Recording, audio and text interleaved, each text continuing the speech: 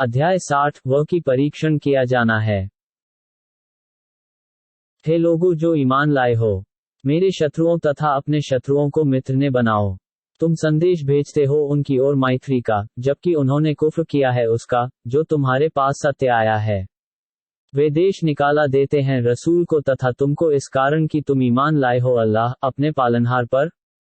यदि तुम निकले हो जिहाद के लिए मेरी राह में और मेरी प्रसन्नता की खोज के लिए, तो गुप्त रूप से उन्हें मैत्री का संदेश भेजते हो, जबकि मैं भली भांति जानता हूं उसे, जो तुम छुपाते हो और जो खुलकर करते हो। तथा जो करेगा ऐसा, तो निश्चय वह कुपथ हो गया सीधी राह से। और यदि वश में पा जाएं तुम्हें, तो तुम्हारे शत्रु बन जाएं तथा तुम्हें अपने हाथों और जुबानों से दुहक पहुंचाएं और चाहने लगेंगे कि तुम फिर काफिर हो जाओ। तुम्हें लाभ नहीं देंगे तुम्हारे संबंधी और न तुम्हारी संतान प्रलय के दिन। वह अल्लाह अलगाव कर देगा तुम्हारे बीच और अल्लाह जो कुछ तुम कर रहे हो, उसे देख रहा है। तुम्हारे लिए इब्राहिम तथा उसके साथियों में एक अच्छा आदर्श है। जबकि उन्होंने अपनी जाति से कहा निश्चय हम विरक्त हैं तुमसे तथा उनसे, जिनकी तुम इबादत वंदना करते हो अल्लाह के अतिरिक्त।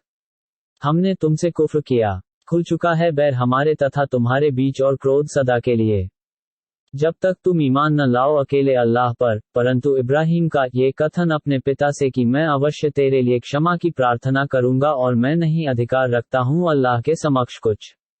हे हमारे पालनहार, हमने तेरे ही ऊपर भरोसा किया और तेरी ही ओर ध्यान किया है और तेरी ही ओर फिर आना है। हे हमारे पालनहार, हमें न बना परीक्षा का साधन काफिरों के लिए और हमें क्षमा कर दे, हे हमारे पालनहार। वास्तव में तू ही प्रभुत्वशाली गुणी है।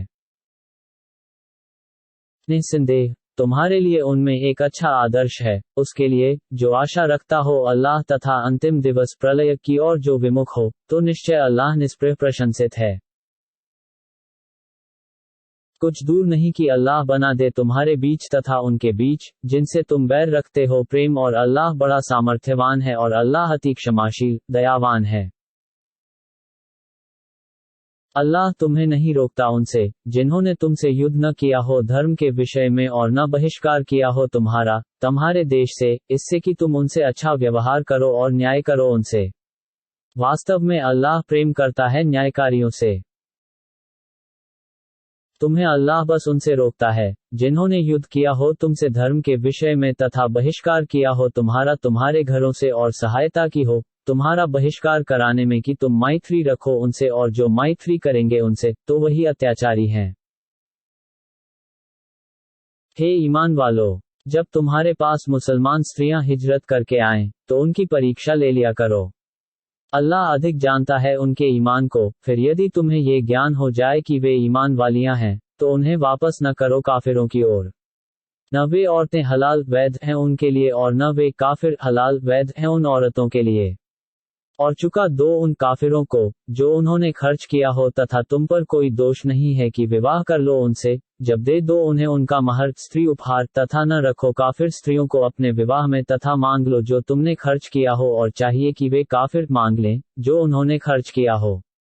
ये अल्लाह का आदेश है, वह निर्णय कर रहा है तुम्हारे बीच, तथा अल्लाह सब जानने वाला गुणी है। और यदि तुम्हारे हाथ से निकल जाए तुम्हारी कोई पत्नी काफिरों की ओर और तुम्हें बदले का अवसर मिल जाए, तो चुका दो उन्हें, जिनकी पत्नियां चली गई हैं, उसके बराबर जो उन्होंने खर्च किया है, तथा डरते रहो उस अल्लाह से जिस पर तुम ईमान रखते हो। हे नबी, जब आए आपके पास ईमान वालियां, ताकि वचन दें आपको इस बात पर कि वे साझी नहीं बनाएंगी अल्लाह का किसी को, न चोरी करेगी, न व्यभिचार करेगी, न वध करेगी अपनी संतान को, न कोई ऐसा आरोप कलंक लगाएंगी जिसे उन्होंने घर लिया हो अपने हाथों तथा पैरों के आगे, और न अवज्ञा करेगी आपकी किसी भले काम में, तो आप वचन ले लिया करें उनसे तथा क्षमा की प्रार्थना करें उनके लिए अल्लाह से। वास्तव में अल्लाह अति क्षमाशील तथा दयावान है। हे ईमान वालो, तुम उन लोगों को मित्र न बनाओ, क्रोधित हो गया है अल्लाह जिन पर वे निराश हो चुके हैं आखिरत परलोक से, उसी प्रकार जैसे काफिर समाधियों में पड़े हुए लोगों के जीवित होने से निराश हैं।